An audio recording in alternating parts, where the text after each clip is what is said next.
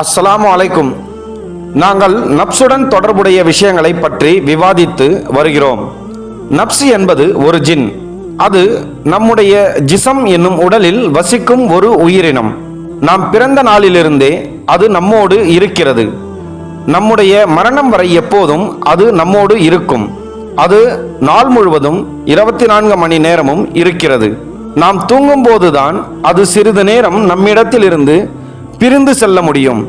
அந்த நேரத்தில் அது தற்காலிகமாக தனது கூட்டத்துடன் சேர்ந்து கொள்கிறது. நாம் மீண்டும் விழிப்புணர்வை பெறும்போது அது மீண்டும் நம்மிடம் திரும்பி வருகிறது. தங்கள் நப்சை சுத்திகரிக்காத சாதாரண மக்களின் நப்ஸ் எப்போதும் தவறான விஷயங்களை மட்டுமே தூண்டும். ஒருவரின் நப்ஸ் வலுப்பெற்றுவிட்டால் எவ்வளவு அறிவுரை அல்லது போதனை கொடுத்தாலும் அது பயனளிக்காது. ஏனெனில் அது மிகவும் ஆபத்தான நிலையில் இருக்கும். அதைத்தான் குர்ஆனில் 12:53 கூறுகிறான், இன்னன் நப்சா லா அம்மாரத்தும் பிஸ்ஸூ. இந்த வசனம் நப்சே அம்மாரா குறித்து கூறுகிறது. அத்தகைய மக்களிடம் எதை சொன்னாலும் அதற்கு எந்த தாக்கமும் இருக்காது. அறிவுரை அங்கே பலனளிக்காது. சில சமயங்களில் வெளிப்புறமாக பார்க்கும்போது அத்தகையவர்கள் பெரிய அறிஞர்கள், அவுலியாக்கள், பொருளாதாரவாதிகள் அல்லது விஞ்ஞானிகள் போல தோன்றலாம். ஆனால் அவர்களின் நப்ஸ் அம்மாரா நிலையிலேயே இருக்கும். அந்த நிலையில் உள்ளவர்களுக்கு அளிக்கப்படும் எந்த அறிவுரையும் ஒருபோதும் பயனளிக்காது. ஆனால் அல்லாஹ் யாரை உண்மையான மோமின்களாக ஆக்க விரும்புகிறானோ அவர்கள் அவரிடம் இருந்து வரும் செய்திகளை உணர முடியும். அவர்களின் இதயம், காது, கண்கள் அந்த சத்தியத்தை ஏற்றுக்கொள்ளும். மற்றவர்கள் அதை ஏற்க முடியாது. இந்த உலகில் உள்ள அனைவரும் நப்ஸ் அம்மாரா நிலையில் இருக்கிறார்கள். ஒருவருக்கு ஷேக் என்னும் ஆன்மீக குரு இல்லை என்றால் அவருடைய நப்ஸ் அம்மாரா நிலையிலேயே இருக்கும். நம்முடைய நப்ஸ் அம்மாரா அல்ல என்று நம்மால் நினைக்கப்படலாம். ஆனால் நிஜத்தை நோக்கி செல்லத் தொடங்கி உண்மையான அறிவை பெற ஆரம்பித்தவுடன் நம்முடைய நப்ஸ் எப்போதும் அம்மாராதான் என்று புரிந்து கொள்ள முடியும். அந்த நேரத்தில் நம்மால் அதை உணர முடியாது. தஸவுஃப் என்பது நாம் படித்து அறிந்து கொள்வது போல இருப்பதில்லை. அது முற்றிலும் வேறுபட்டது. அதன் வழியாக பயணித்த ஒருவரால் மட்டுமே அதை பற்றி சரியாக சொல்லவோ எழுதவோ முடியும். ஆனால் அந்த அனுபவத்தை வெறும் எழுதுவதன் மூலம் மட்டுமே பிரதிபலிக்க முடியாது. அதை வேறு ஒருவருக்கு பேச்சின் மூலமாக கூட முழுமையாக எடுத்துச் சொல்ல முடியாது. இவை அனைத்தும் வெறும் அறிகுறி வாக்கியங்கள் மட்டுமே. தஸவுஃப் என்பது கேட்பதற்கும் படிப்பதற்கும் உரியதல்ல. அதை அனுபவித்து உணரக்கூடியது. நப்ஸ் என்பது பெரும் தீங்கு விளைவிக்கும் ஒரு உயிரினம். அதன் யுக்திகள் மிகவும் பரந்த மற்றும் ஆபத்தானவை. அதனால்தான் அனைத்து நபிமார்களும் அவுலியாக்களும் அதிலிருந்து அல்லாவிடம் பாதுகாப்பு வேண்டினர். அதன் சூழ்ச்சிகளை புரிந்து கொள்வது கடினம் என்பதால் அல்லாஹ் அருள் புரிபவர்களை மட்டுமே அதிலிருந்து காப்பாற்ற முடியும். மற்றவர்கள் அனைவரும் இதனால் அழிக்கப்படுகிறார்கள். நாம் மிகவும் எச்சரிக்கையாக இருக்க வேண்டும். தேவையான அறிவு இல்லாமல் நாம் தொடர்ந்தால் அது எந்த பயனும் இல்லை. தஸவுஃபில் பல மஷாயிக்கள் எனும் ஆன்மீக ஆசிரியர்கள் இருக்கிறார்கள். அவர்கள் தங்கள் சீடர்களுக்கு பல வகுப்புகளை நடத்துகிறார்கள். அனைத்தும் தஸவுஃப் தொடர்பானவை. ஆனால் அவர்கள் நப்சை சரியாக புரிந்து கொள்ளவில்லை. நப்ஸ் என்பது ஒரு ஜின் ஆகும். அவர்கள் உண்மையில் ஒரு ஷைத்தானை எதிர்கொள்கிறார்கள் என்பதை அவர்கள் உணரவில்லை. நப்சை பற்றிய அவர்களின் புரிதல் வெறும் கவிதை சொற்களாகவோ அலங்காரமாகவோ மட்டுமே இருக்கிறது. நப்ஸ் என்பது ஒருவரின் கெட்ட குணமோ தீய அம்சமோ என்று மட்டுமே அவர்கள் நினைக்கிறார்கள். அதற்கு அப்பாற்பட்டதாக தாங்கள் ஆன்மீக பயணத்தில் தங்கள் சொந்த நப்சையே கூட கண்டதில்லை.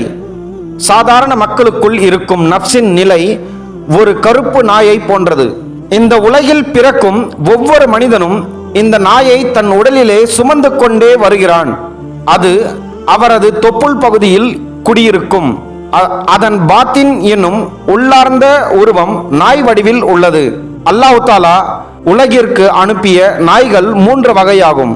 1 சொர்க்கத்துக்குரிய நாய், 2 நரகத்துக்குரிய நாய், 3. உலகில் காணப்படும் சாதாரண நாய்.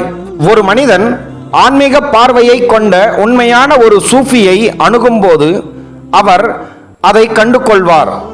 அந்த மனிதனின் நப்சில் எந்த வகையான நாய் குடிக்கொண்டிருக்கிறது என்பதை அறிந்து கொள்வார்.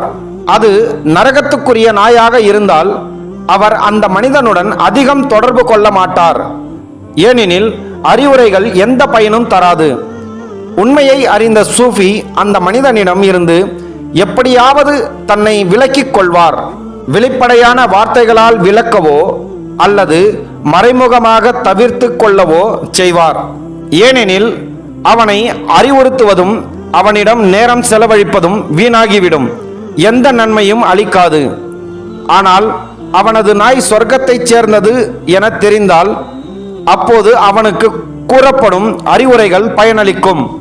ஏனெனில் அதன் இறுதியில் அது சொர்க்கத்திற்கு செல்லும். அத்தகைய மனிதர்களை தஸவுஃபின் மக்களால் அன்புடன் வழிநடத்தப்படுகின்றனர். இத்தகையவர்களுக்காகத்தான் தஸவுஃபின் மஷாயிக்கள் வந்துள்ளனர். அவர்களின் கடமை என்ன? இந்த உம்மத்தில் எத்தனை மோமின்களின் ஆன்மாக்கள் இருக்க வேண்டும் என்பது ஏற்கனவே நிர்ணயிக்கப்பட்டது. அந்த எண்ணிக்கை நிறைவேறும் வரை அறியாமையில் இருந்து அறிவுக்கும் ஈமானுடைய நிலைக்கும் கொண்டு செல்லப்பட வேண்டும். அதற்காக ஒரு குரு கட்டாயமாக இருக்க வேண்டும். அந்த அவசியமான குரு பூமிக்கு வந்து விடுவார். பின்னர் அவர் அந்த மோமின் ஆன்மாவை ஈமானை நோக்கி வழி நடத்துவார். இவ்வாறு வருகிற அந்த குருமார்களே தஸவுஃபின் மஷாயிக்கள். அந்த உலகத்தில் அல்லாஹு தாலா அனைத்து மஷாயிக்களையும் நபிமார்களையும் அழைத்து ஒவ்வொரு காலத்திலும் எத்தனை மோமின் ஆன்மாக்கள் இறங்க வேண்டும், ஒவ்வொரு உம்மத்திலும் எத்தனை மோமின்கள் இருப்பார்கள் என்பதை ஏற்கனவே தீர்மானித்து வைத்தார். இது நபி ஆதம் அலைஹி வஸல்லம் அவர்களுக்கும் அறிவிக்கப்பட்டது, நபி மூசா அலைஹி வஸல்லம் அவர்களுக்கும் அறிவிக்கப்பட்டது. அதைப்போல ஒவ்வொரு நபிக்கும் அறிவிக்கப்பட்டது. தங்கள் உம்மத்தில் எத்தனை மோமின்கள் இருப்பார்கள் என்பதை அவர்கள் அறிந்திருந்தனர். உதாரணமாக ரசூல் ஸல்லல்லாஹு அலைஹி வஸல்லம் அவர்களின் உம்மத்தில் எத்தனை மோமின்கள் வருவார்கள் என்பது ஏற்கனவே அறிவிக்கப்பட்டிருந்தது. எடுத்துக்காட்டாக இந்த உம்மத்தில் 10 லட்சம் பேர் மோமின்களாக வர வேண்டும் என்றால் அந்த 10 லட்சம் பேரும் ரசூல் ஸல்லல்லாஹு அலைஹி வஸல்லம் அவர்களின் ஆயுட்காலத்திலேயே வரமாட்டார்கள். அப்போது அந்த காலத்தில் சுமார் 1 லட்சம் பேர் வந்தார்கள் என்று நினைத்து கொள்ளலாம். மீதமுள்ள 9 லட்சம் பேர் இன்னும் மோமின்களாக மாற வேண்டியுள்ளது. அவர்கள் ஒரே காலத்தில் இறங்க மாட்டார்கள். எந்த காலம் என்றாலும் அந்த காலத்திற்கு அல்லாஹ் தனது அவுலியாக்களையும் அனுப்புவார். அந்த அவுலியாக்களில் ரசூல் ஸல்லல்லாஹு அலைஹி வஸல்லம் அவர்களின் உம்மத்தின் அவுலியாக்களும் இருப்பார்கள். உதாரணமாக கௌசல் ஆசம் அவர்கள் வந்தார். அவர் வாழ்ந்த காலத்தில் 2 லட்சம் பேரை மோமின்களாக மாற்றினார். அதற்கு பிறகும் 8 லட்சம் பேர் மீதம் இருந்தார்கள். ஆகவே ஒவ்வொரு காலத்திலும் இந்த அவுலியாக்கள் நிச்சயமாக மோமின்களாக மாற வேண்டியவர்களை அடைவார்கள். பின்னர் அவர்கள் மோமின்களாக மாற்றப்படுவார்கள். அது நிச்சயமாக நடக்கும். அதற்கு நிச்சயமாக ஒரு காரணம் இருக்கும். அந்த 10 லட்சத்தில் ஒருவர் அல்லது 2 பேர் மட்டுமே மீதமாக இருந்தால் கூட அந்த காலத்தில் வேறு எந்த தேவையும் இல்லை என்றாலும் அவர்களுக்காக அல்லாஹ் தஆலா ஒரு வலியுல்லாவை அனுப்புவார். இவை அனைத்தும் அக்காலத்திலிருந்தே நிர்ணயிக்கப்பட்ட விஷயங்களாகும். எனவே மஷாயிக்கள் பூமிக்கு வரும்போது தங்கள் கோட்டாவில், அதாவது ஒதுக்கப்பட்ட குழுவில் எத்தனை பேர் உள்ளனர் என்பதை முன்பே அறிந்திருப்பார்கள். அவர்களின் பணிகள் அந்த கோட்டாவை, அதாவது இலக்கை மையமாக கொண்டு நடைபெறும். அந்த கோட்டாவுக்கு வெளியே இருப்பவர்களுக்கு அவர்கள் நேரத்தை வீணாக்க மாட்டார்கள். இதுதான் நாம் கற்றுக்கொண்ட அகீதா என்னும் நம்பிக்கை. இது இஸ்லாத்தையே தீனாக கற்பிக்கிறது. நன்மை தீமை இரண்டும் அல்லாவிடமிருந்து வந்தவை. அல்லாவின் அமைப்பில் கதர் என்னும் தெய்வீக விதி என்று ஒரு கருத்து உள்ளது. அது ஏற்கனவே எழுதப்பட்டுள்ளது.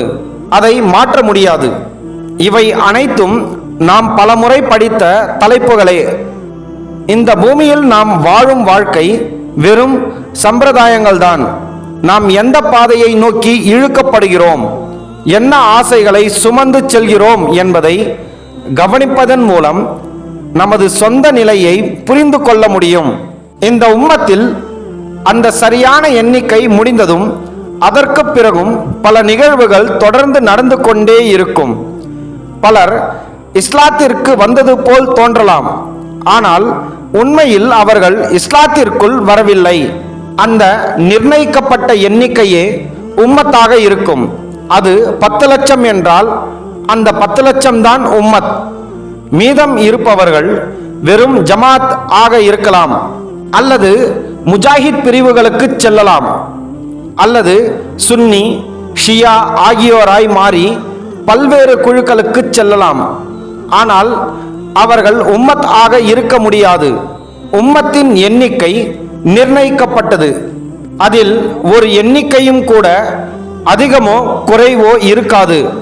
ஏனென்றால் உம்மத்தில் இருக்க வேண்டும் என்றால் ஒருவர் ஒரு உண்மையான ஆன்மீக வழிகாட்டி பெற்றிருக்க வேண்டும். போலியான ஆன்மீக வழிகாட்டி இருக்கக்கூடாது. அவர் ஒரு உண்மையான ஆன்மீக வழிகாட்டியாக இருக்க வேண்டும். உண்மையான வழிகாட்டிகளை அடையாளம் காண ஆன்மீக அடையாளங்கள் உள்ளன. வலுவான நம்பிக்கை அல்லது அறிஞர்கள் சொல்வது போன்ற அடையாளங்கள் மட்டுமே அதை புரிந்து கொள்ள முடியாது. அந்த அடையாளங்களின் அடிப்படையில் ஒரு ஷேக்கை கண்டுபிடிக்க முயற்சித்தால் பல போலியான ஷேக்குகளுக்கும் அது பொருந்தும். அது பல பிரிவுகளைச் சேர்ந்த மக்களுடனும் பொருந்தும். அல்லாவின் வேதத்தில் ஒரு தெளிவான அடையாளம் எழுதப்பட்டுள்ளது. பிறகு அவர்கள் ஏன் அதை பற்றி பொய் சொல்ல வேண்டும்? இவ்வளவு பொய் சொல்லும் அறிஞர்கள் நிச்சயமாக நரகத்தை நோக்கி செல்கிறார்கள். ஏனென்றால் அவர்கள் ஒரு மனிதனின் 16 ஆன்மாக்களை அழிக்கும் கொலைகாரர்களைப் போன்றவர்கள். 16 ஆன்மாக்களுடன் அல்லாவின் முன் வெற்றி பெற அல்லாஹ் உருவாக்கிய வடிவமும் மகத்தான அமைப்பும் அவர்களால் அழிக்கப்படுகின்றன. அந்த நன்மையை அவர்கள் பிறருக்கு கிடைக்க விடாமல் தடுக்கிறார்கள்.